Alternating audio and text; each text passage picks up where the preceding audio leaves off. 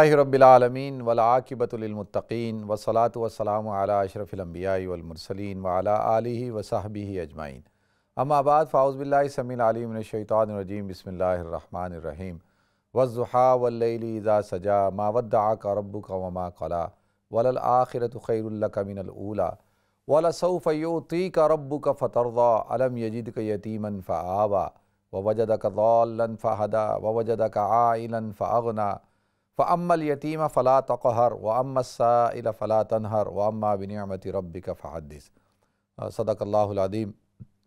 اللہم صلی علی محمد وعلی آل محمد کما صلیت علی ابراہیم وعلی آل ابراہیم انکا حمید مجید۔ اللہم بارک علی محمد وعلی آل محمد کما بارکت علی ابراہیم وعلی آل ابراہیم انکا حمید مجید۔ رب اشرح لی صدری ویسر لی امری واحلل عقدۃ من لسانی یفقہوا قولی۔ محترم ناظرین کرام، بزرگان دین اور میری عزیز ماؤں اور بہنوں بھائیوں، السلام علیکم ورحمۃ اللہ وبرکاتہ۔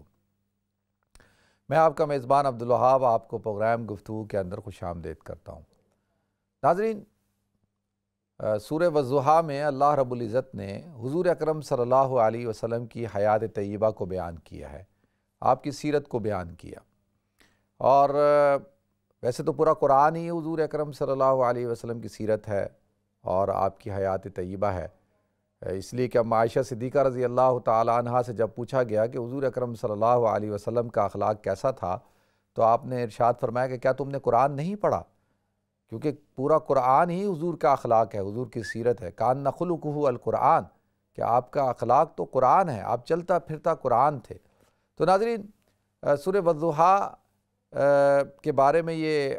قاضی ثناء اللہ پانی پتی رحمۃ اللہ علیہ نے تفسیر مظہری میں لکھا ہے کہ جب کسی شخص کو قبض کی کیفیت ہو جائے، ہوتا ہے نا کہ جب آدمی ڈپریشن کا شکار ہو جاتا ہے، اس کی طبیعت میں انبساط نہیں ہوتا، وہ اس کی طبیعت بند ہو جاتی ہے، تو اس کو سورہ والضحیٰ پڑھنی چاہیے۔ کیوں؟ اس لیے کہ اس والضحیٰ کے اندر جو اللہ رب العزت نے حضور اکرم صلی اللہ علیہ وسلم کو مخاطب کر کے اور آپ کو جو تسلی دی ہے، اور آپ کی جو کیفیت تھی، اس کیفیت کو کہ جو حالات آپ کے اوپر پیش آئے تھے، یعنی غم کے، حزن کی کیفیت، اس کو ختم کیا ہے۔ تو فرمایا اسی طرح سے جو مومنین ہیں ان کے لیے بھی یہ صورت فائدہ مند ہوتی ہے۔ تو میں نے سوچا کیوں نہ آج آپ حضرات کے سامنے اسی صورت کے حوالے سے گفتگو کی جائے۔ ناظرین، سورہ والضحیٰ جو ہے، اس کے بارے میں اس کی شان نزول کے حوالے سے کئی روایتیں موجود ہیں۔ امام ترمذی رحمۃ اللہ علیہ نے بیان کی ہیں، امام بخاری، امام مسلم نے بھی بیان کی ہیں، تو میں ان کا خلاصہ آپ حضرات کے سامنے بیان کر دیتا ہوں کہ حضور اکرم صلی اللہ علیہ وسلم پہ وحی کا سلسلہ کچھ عرصے کے لیے موقوف ہو گیا۔ اچھا، یہ ایسا کئی دفعہ ہوا ہے، یعنی اس موقع کے اوپر نہیں، ایک دفعہ پہلے بھی ہوا کہ جب یہود نے آپ سے سوال پوچھے، 3 سوال ذوالقرنین کے حوالے سے، یاجوج ماجوج کے حوالے سے، تو اس وقت جو ہے وہ آپ نے کہا کہ اچھا میں کل بتاؤں گا۔ تو اب وہ وحی کا سلسلہ رک گیا، کیونکہ آپ نے انشاءاللہ نہیں کہا تھا، تو وہ یہود پوچھتے تھے، تو اس وجہ سے وہ کچھ عرصہ وحی کا سلسلہ رکا رہا۔ تو یہودیوں نے یہ کہنا شروع کر دیا کہ دیکھو محمد کے خدا نے محمد کو چھوڑ دیا۔ تو ایک تو وہ موقع تھا، پھر دوسرا بھی ایک موقع آیا، پھر تیسرا یہ موقع ہے۔ اس موقع پہ کیا ہوا کہ حضور اکرم صلی اللہ علیہ وسلم، حضرت جندب بن عبداللہ رضی اللہ تعالیٰ عنہ روایت کرتے ہیں کہ حضور اکرم صلی اللہ علیہ وسلم کی انگلی پہ چوٹ لگ گئی اور اس سے خون نکل آیا،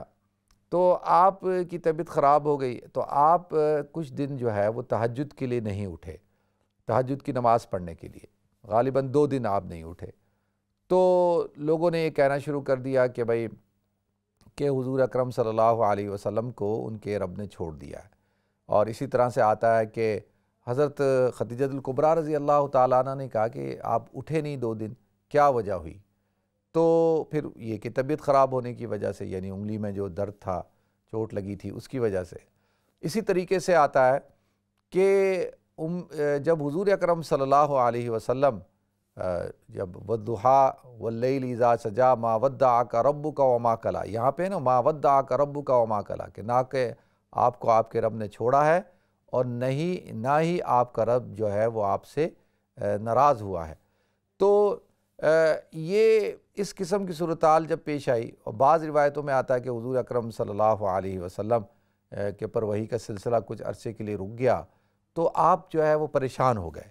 اور پریشانی کے عالم میں اب آپ کو ہے کہ بھئی وحی کیوں نہیں آ رہی، آپ کو وحی کا انتظار ہوتا تھا، اور اس کی ایک بنیادی وجہ یہ تھی کہ بھئی وحی کلام الہی ہے، اور حضور اللہ رب العزت سے محبت اور آپ کا پیغام آتا تھا تو آپ کی طبیعت میں فریشنس آ جاتی تھی، آپ خوش ہوتے تھے، اور جب نہیں آ رہا تو آپ پریشان ہونا شروع ہو گئے۔ تو لوگوں نے یہ پروپیگنڈا کرنا شروع کر دیا کہ محمد کے خدا نے محمد کو چھوڑ دیا، اور خاص طور پہ جو ابو لہب کی جو بیوی ہے ام جمیل، اس نے کہنا شروع کر دیا کہ محمد کا جو شیطان تھا، یعنی حضرت جبریل کو وہ شیطان کہتی ہے کہ وہ جو پیغام لاتا تھا اس نے لانا چھوڑ دیا۔ تو اس کی وجہ سے حضور اکرم صلی اللہ علیہ وسلم کی طبیعت میں کچھ قبض کی سی کیفیت پیدا ہو گئی، آپ کو تھوڑا سا غم اور رنج ہونا شروع ہو گیا، طبیعت بند ہونا شروع ہو گئی۔ تو اس پر اللہ رب العزت نے یہ قرآن پاک کی آیتیں نازل فرمائی، سورہ والضحیٰ نازل فرمائی۔ تو اللہ تعالیٰ ارشاد فرماتے ہیں والضحیٰ واللیل اذا سجا، کہ قسم ہے دن کی جب وہ خوب روشن ہو جائے۔ والضحیٰ یعنی ضحیٰ کہتے ہیں اس وقت کو کہ جب دن پورا روشن ہو چکا ہوتا ہے، اور واللیل اذا سجا، اور رات کی جب وہ تاریک ہو جائے، بہت زیادہ اندھیری ہو جائے۔ تو یہاں پر اللہ رب العزت نے اس بات کی طرف اشارہ کیا ہے کہ دیکھیں رات کا آنا، دن کا آنا، یہ تو متعین ہے، یہ تو اللہ رب العزت کا ایک نظام قدرت ہے کہ رات آتی ہے، رات چاہے کتنی طویل ہو جائے، کتنی تکلیف دہ کیوں نہ ہو، لیکن وہ رات ہمیشہ تو نہیں رہتی، صبح تو ایک دن ہوتی ہے نا۔ آپ دیکھیں کہ آپ کتنی تکلیف میں کیوں نہ ہو، کتنی پریشانی میں کیوں نہ ہو، کتنی آپ اذیت میں کیوں ہو، کسی بھی صورتحال میں ہو، رات جو ہے وہ آپ کی کتنی لمبی ہو جاتی ہے سم ٹائم۔ آپ جو ہے وہ کہہ رہے ہوتے ہیں پتہ نہیں کب صبح ہوگی بھی یا نہیں ہوگی۔ سم ٹائم کیا انسان مایوس ہونا شروع ہو جاتا ہے کہ کیا لگتا ہے کہ صبح ہوگی نہیں، لیکن یہاں پہ اللہ کہہ رہا ہے کہ بھئی رات کتنی تاریک کیوں نہ ہو جائے، صبح جو ہے وہ ہوتی ہی ہوتی ہے۔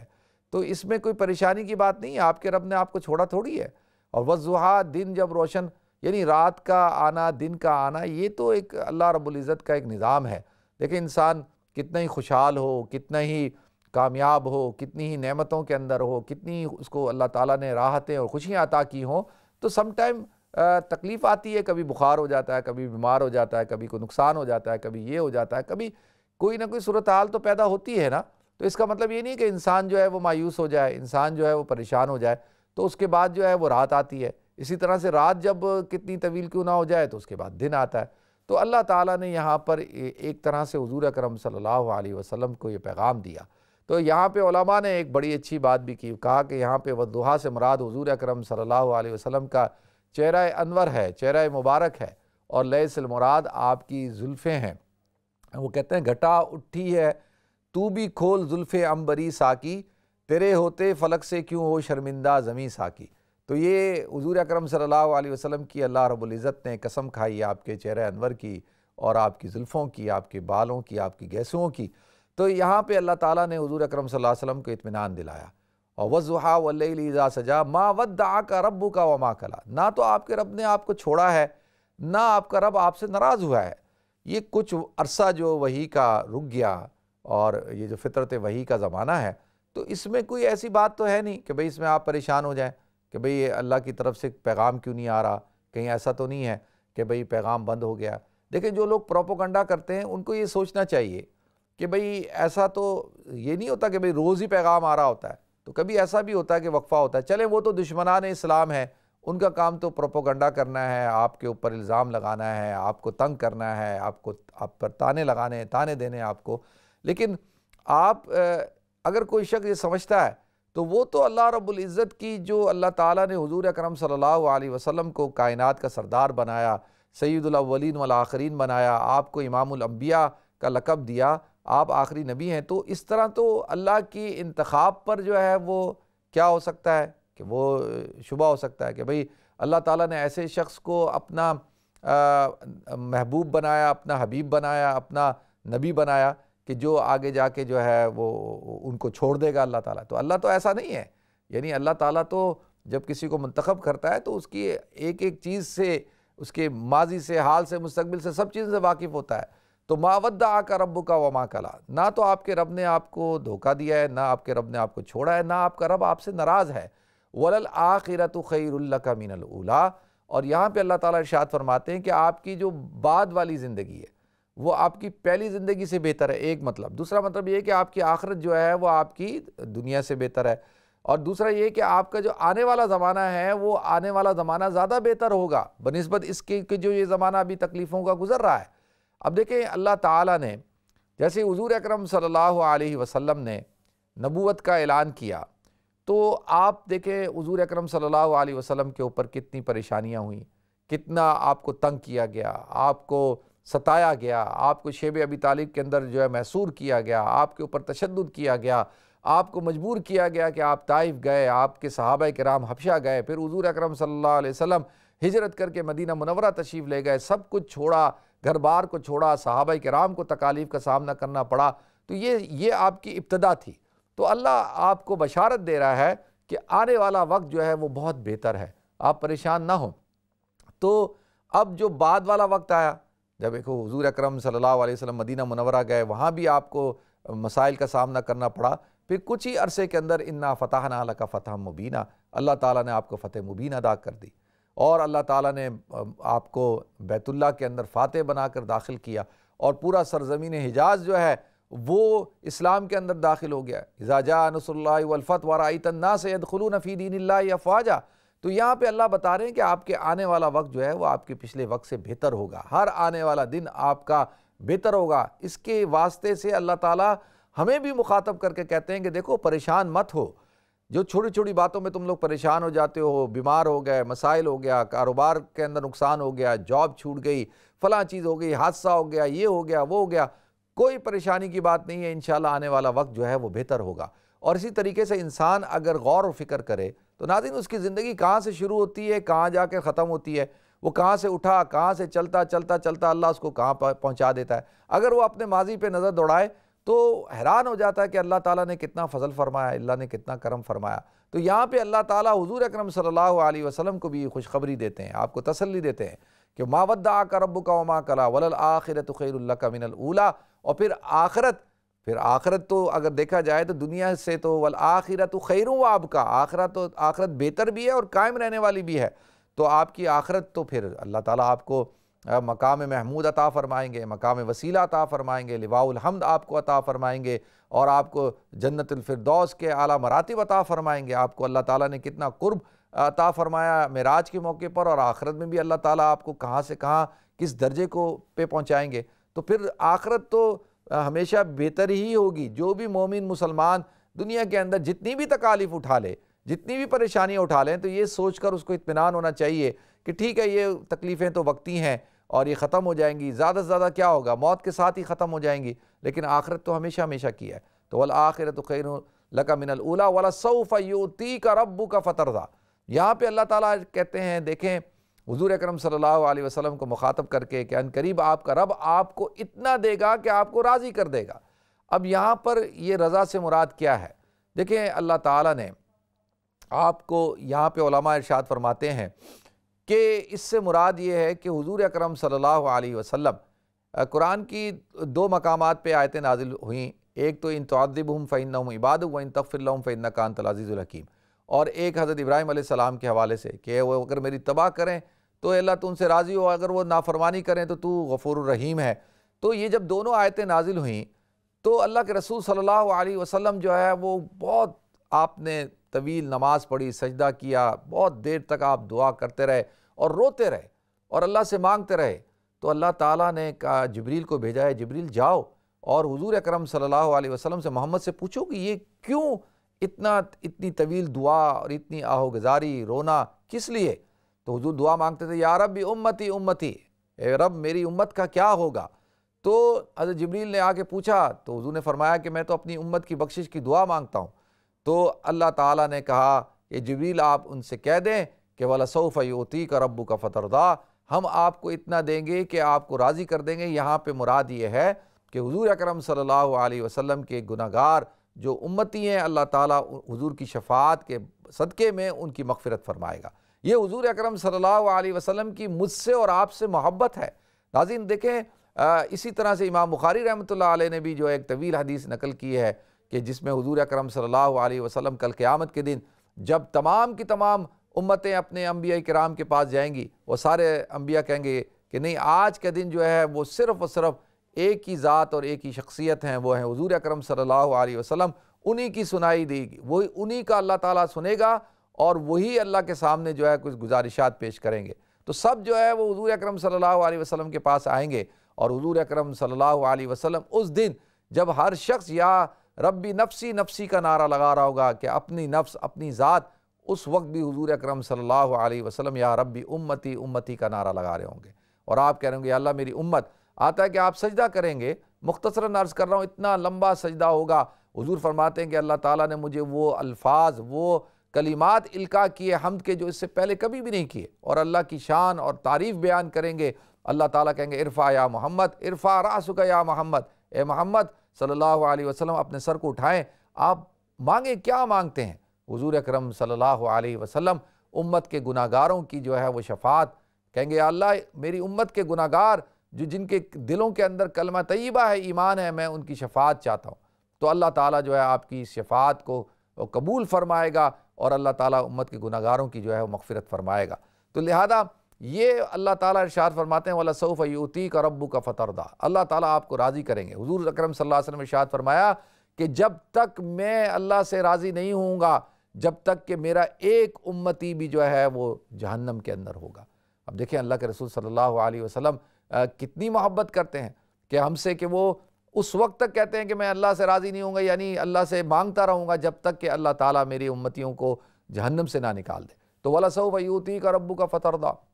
اور اسی طریقے سے اِنَّا آتَيْنَاكَ الْكَوْثَرَ میں اللہ تعالیٰ نے ارشاد فرمایا نبی ہم نے آپ کو خیر کثیر عطا فرمائی۔ تو یہاں پہ اللہ تعالیٰ نے آپ کو کتنا نوازا، اللہ تعالیٰ نے آپ کو جو ہے وہ عطا کیا، دنیا کی خیریں عطا فرمائیں، آخرت کی بھلائیاں عطا فرمائیں، اور جو ہے وہ آپ کی امت کو بڑھا دیا، آپ کو صحابہ کرام جیسی جماعت عطا فرمائی، آپ کو جو ہے وہ ایسی امت عطا فرمائی کہ جو آپ کے پسینے کو زمین پہ نہیں گرنے دیتی تھی، جو آپ کے وضو کے پانی کو زمین پہ نہیں گرنے دیتی تھی، جو آپ سے اتنی محبت کرتی ہے۔ تو یہ اللہ رب العزت کا فضل ہے۔ وَلَسَوْفَ يُؤْتِيكَ رَبُّكَ فَتَرْضَىٰ۔ پھر آگے ارشاد فرماتے ہیں اللہ رب العزت أَلَمْ يَجِدْكَ يَتِيمًا فَآوَىٰ،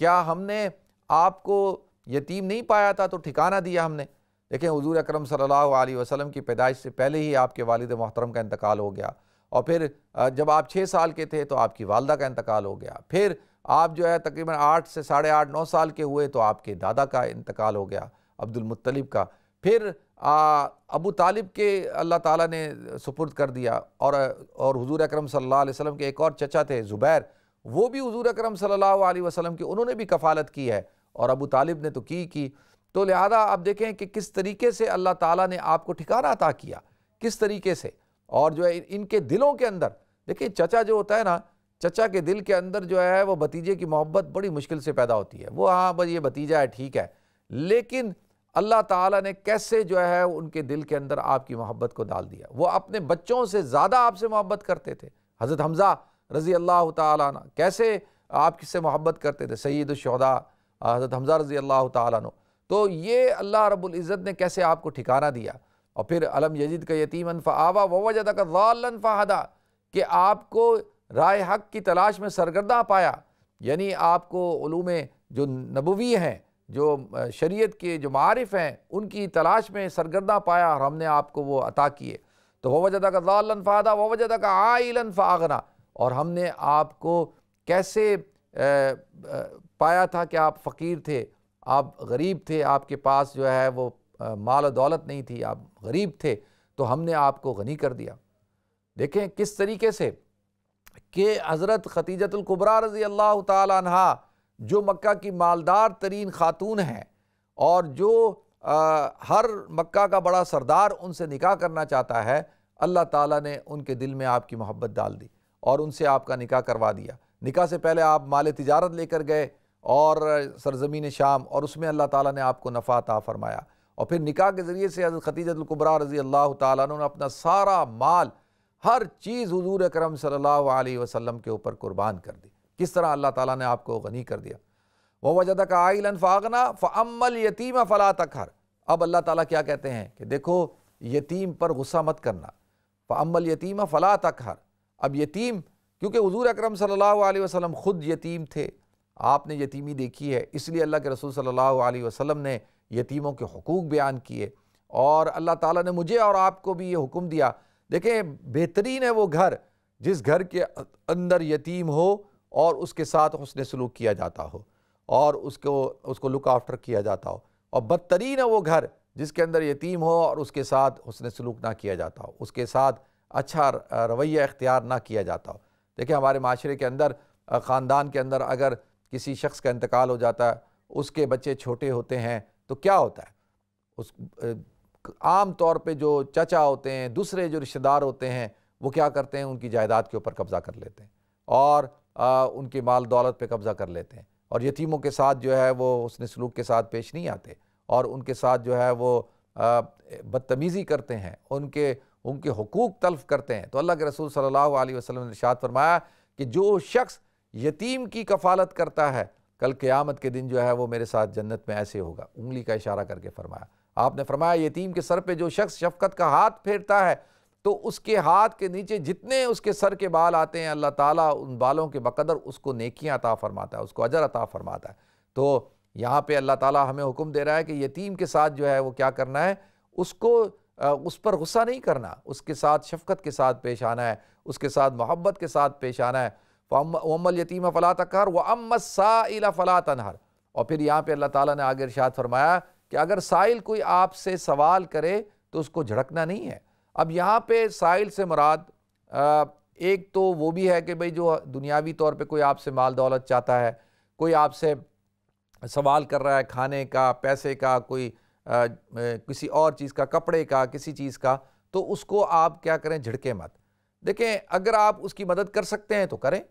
اگر آپ اس کو دے سکتے ہیں تو دیں، اگر نہیں دے سکتے تو آپ اس کو کہیں بھئی معاف کرو، اور جو ہے یہ نہیں کہ بھئی اس کو باتیں سنا رہے ہیں، اس کو جو ہے غصہ کرنا شروع کر دیا ہے، اس کو جھڑکنا شروع کر دیا ہے، تو یہ بات ٹھیک نہیں ہے۔ تو یہ اسلام کا حکم ہے۔ ایک تو دیکھیں نا یہ پروفیشنل جو ہوتے ہیں نا بیگرز، یہ فقیر ہوتے ہیں، یہ ان کی بات یہاں پہ نہیں ہو رہی، وہ تو ان کا کام ہی یہی ہوتا ہے۔ یہاں پہ یہ کہ جو بیچارے مستحق لوگ ہیں جو سائل بن کر آئیں، تو ایک تو مطلب یہ ہے۔ دوسرا مطلب یہ ہے کہ اگر کوئی آپ سے دینی علوم حاصل کرنا چاہتا ہے، آپ سے شریعت کے حوالے سے کوئی سوال کرنا چاہتا ہے، آپ سے کوئی آخرت کے بارے میں کوئی سوال کرنا چاہتا ہے، کوئی آپ سے جو علوم نبوی ہیں ان کے حوالے سے آپ سے کوئی سوال کرنا چاہتا ہے، تو آپ ان کو جھڑکیں مت، آپ جو ہے وہ ان کو جواب دیں۔ تو اس کے ضمن میں اللہ رب العزت نے علماء کو بھی مخاطب کیا ہے، اور وہ جو اسکالرز جو ہیں، علماء، مشائخ، اور جن کو اللہ تعالیٰ نے دین کا علم دیا کہ بھئی اگر آپ سے کوئی سوال پوچھے تو آپ اس کو جھڑکے نہیں۔ بہت سارے لوگ ہیں جب ان سے سوال پوچھا جاتا ہے تو وہ ایک دم غصہ کر دیتے ہیں، جھڑک دیتے ہیں، ڈانٹ دیتے ہیں، تو ایسا نہیں کرنا چاہیے، کیونکہ یہ اللہ کے رسول صلی اللہ علیہ وسلم کی وراثت ہے، آپ ان کے وارث ہیں، تو لہذا اللہ ان کو جب حکم دے رہا ہے تو اصل میں تو ہمیں دے رہا ہے۔ تو ایک بات، ہاں دوسرا یہ کہ بھئی سائل کو بھی سوچنا چاہیے کہ بھئی اب وہ دیکھے کہ کون سا وقت ہے، کیا وقت صحیح ہے نہیں ہے، اور کون سا موقع ہے، کیا اس موقع پر، اس وقت پہ، اس جگہ پہ، کیا ان حالات میں یا اس مجمع میں یہ سوال پوچھا جانا چاہیے یا نہیں جانا چاہیے، کیا ہر وقت ہی جو ہے وہ بس تنگی کیا جائے، ایسا نہ ہو۔ تو دونوں جانبین جو ہے وہ بیلنس ہونا چاہیے۔ تو اللہ تعالیٰ نے یہاں پہ ارشاد فرمایا وَأَمَّا بِنِعْمَةِ رَبِّكَ فَحَدِّثْ، اور جو اللہ رب العزت نے آپ کو انعامات دیے ہیں اس کا اظہار کریں۔ دیکھیں یہاں پہ ناظرین، اللہ تعالیٰ کے انعامات تو حضور اکرم صلی اللہ علیہ وسلم پر کتنے ہیں، یعنی آپ کو پوری کائنات کے اندر اللہ تعالیٰ نے سے منتخب کیا اور آپ کو سید الانبیاء اور خاتم النبیین کا تاج پہنایا، اپنا حبیب بنایا، اور حضور اکرم صلی اللہ علیہ وسلم کے صدقے میں اس کائنات کو تخلیق کیا۔